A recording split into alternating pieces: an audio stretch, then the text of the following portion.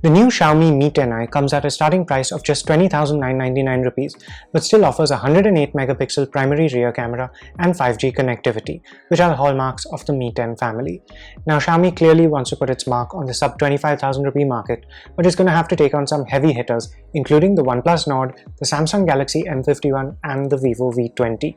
So is it just about the camera specifications, or is there more to the whole package? I'm going to review the Mi 10i to find out. Before I get started though, please do remember to subscribe to the Gadgets 360 channel and hit the bell icon so you know whenever we post a new video.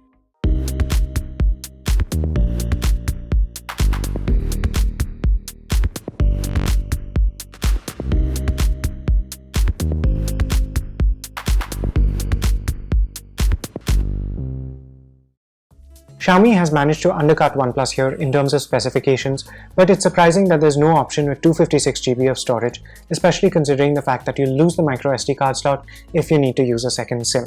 With such minor differences between the prices of the variants, I'm sure a lot of people will choose the top-end one.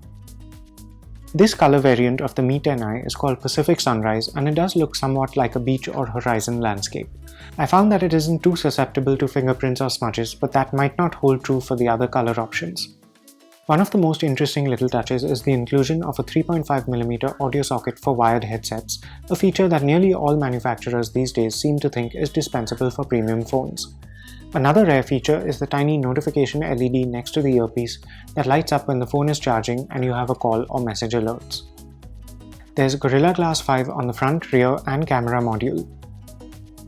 Another point worth noting is the IP53 water and dust resistance rating, which you don't often see at this price level. It isn't the best in the industry, but the OnePlus Nord in particular lacks any sort of official water resistance. Front and center, we have a 6.67-inch Full HD Plus 120Hz HDR10 Plus LCD display. Some people might be disappointed that Xiaomi didn't go with an AMOLED panel. I didn't have any trouble with everyday use, and the display is of a high enough quality for enjoying videos and games on. You probably won't feel that you're losing out on too much, especially if you don't like very saturated colors. One neat feature is the adaptive refresh rate, which can scale in 6 steps from 30Hz to 120Hz, and it will match whatever content is playing on screen. The display itself is fairly bright and vivid despite any misgivings that might be caused by the spec sheet. Photos and videos look good, and colors are fairly saturated even at the normal display setting.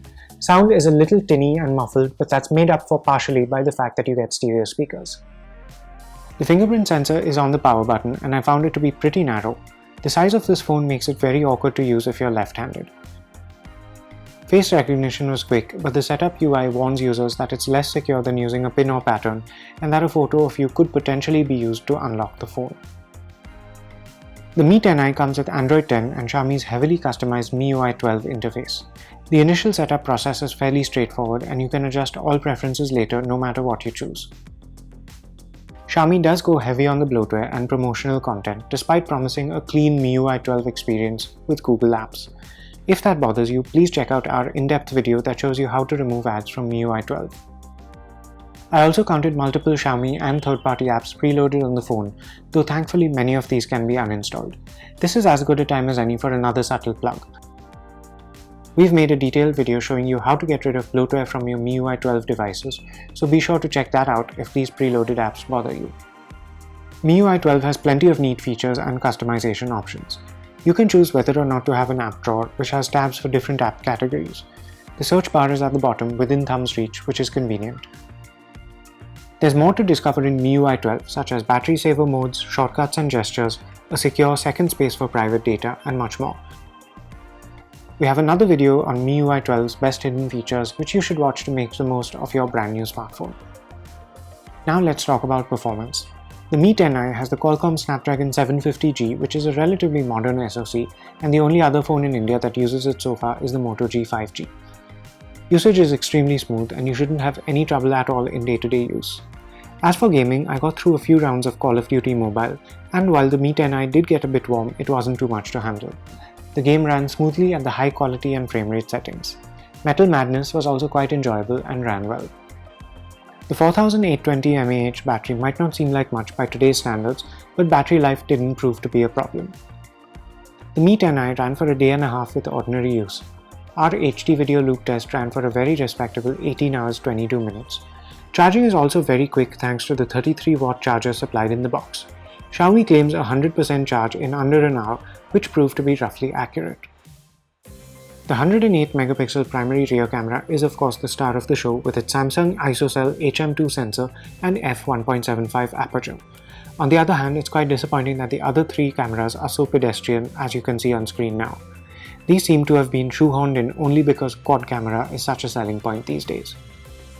Shots taken in the daytime with the primary rear camera were decent, though detail seemed a little lacking sometimes and there was evidence of over-sharpening. Exposures weren't always right and textures came out looking odd. It's possible that these issues will be ironed out with software updates, but quality overall was somewhat disappointing. Portrait mode didn't seem to offer better quality than just taking a close-up in the default photo mode, but you can at least adjust the background blur at any time in the gallery app. It takes a second or two to save each shot in 108 megapixel mode, and photos aren't displayed at full resolution unless you specifically tap to see them, just to ease the load on the phone. The sheer size of these shots is pretty remarkable, but don't expect super crisp details at maximum magnification. The primary advantage of shooting at this resolution is that you get more freedom to crop photos as you like, but it isn't a replacement for optical zoom. The ultra-wide and macro cameras take decent enough shots, but there isn't much to get excited about. Colors are duller and detail is poorer. Photos taken at night were less sharp and even slight handshake tended to cause some blurring. Night mode definitely increases brightness and contrast, but objects at a distance don't come out looking very natural. Video recorded while standing still was smooth enough at Full HD and 4K, but there was a lot of jerkiness when moving. 4K video had a very warm tone and oversaturated colors, and this was especially distracting and unnatural in low light. Stabilization is lacking, which is a big disappointment. You can't switch between cameras while shooting.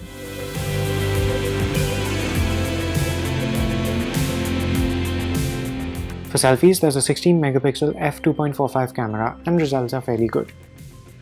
Skin smoothing is enabled by default and there are some other filters and options to play with. Quality isn't fantastic, but you can share these photos to social media without any problems. Xiaomi is clearly being very aggressive about the premium price band. All three variants of the Mi 10i are priced under 25,000 rupees and the company clearly has the OnePlus Nord in its sights.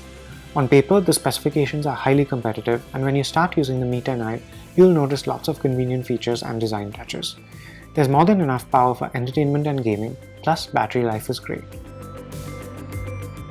However, the main selling point of the Mi 10i is camera quality, and it's in that regard that things slightly fall apart. The 108 megapixel primary camera is disappointing in many situations, and the other three are all weak.